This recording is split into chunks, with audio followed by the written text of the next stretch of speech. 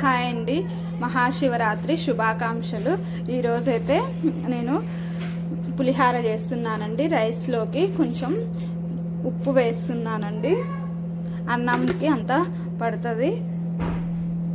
చింతపండు అండి, వేస్టేజ్ మొత్తం తీసి పక్కన పెట్టుకున్న చింతపండు గుజ్జు, ఇందులో 6 పచ్చిమిర్చి వేసిన, కరేపాకు, ఒక 5-6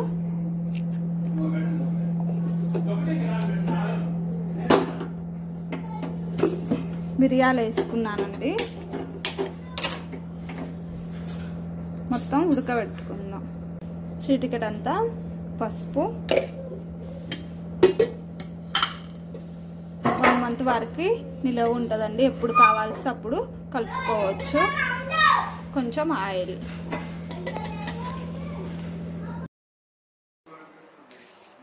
పులిహోరలోకి తాలింపులోకి కావాల్సిన ఇంగ్రీడియంట్స్ అండి ఇవి: మినప్పప్పు, పల్లీలు, కరివేపాకు, పచ్చిమిర్చి, ఎండుమిర్చి, డీప్ ఫ్రైకి సరిపడా ఆయిల్,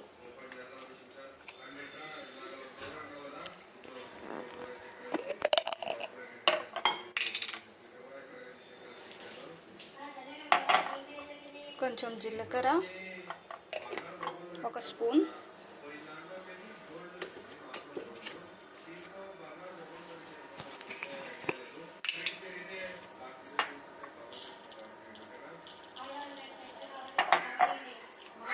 ఆవాలు, రెడ్ మిర్చి వేస్తున్నానండి తుంపుకొని,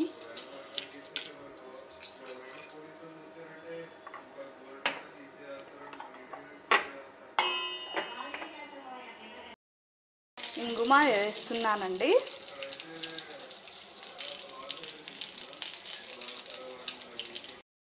పల్లీలు వేసానండి, పచ్చిమిర్చి,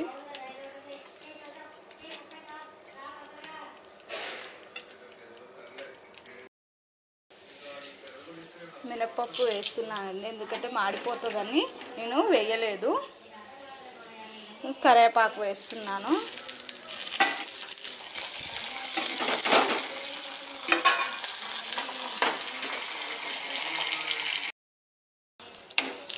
పులిహోరలో ఇంగువ వేస్తే చాలా టేస్ట్ అయితే ఉంటుందండి.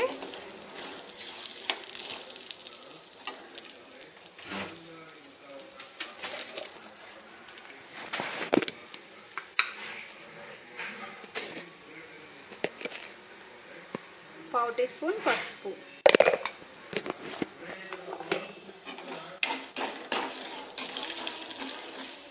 గోల్డెన్ కలర్ అయితే వచ్చాయండి పల్లీలు. ఇప్పుడు కలుపుకుందాం. వేయించి పెట్టుకున్న తాలింపు పల్లీలు ఇందులోకి, అన్నంలోకి ట్రాన్స్ఫర్ చేసి మొత్తం కలుపుకుందాం. ముందుగా చింతపండు వేస్తున్నానండి పులిహోరలో కలపడానికి.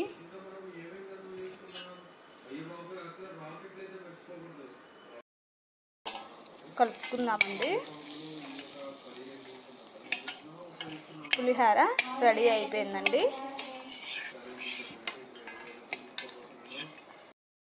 పులిహోర రెడీ అయిపోయిందండి. లైక్ చేయండి, షేర్ చేయండి, సబ్స్క్రైబ్ చేయండి. Thank you for watching. Bye.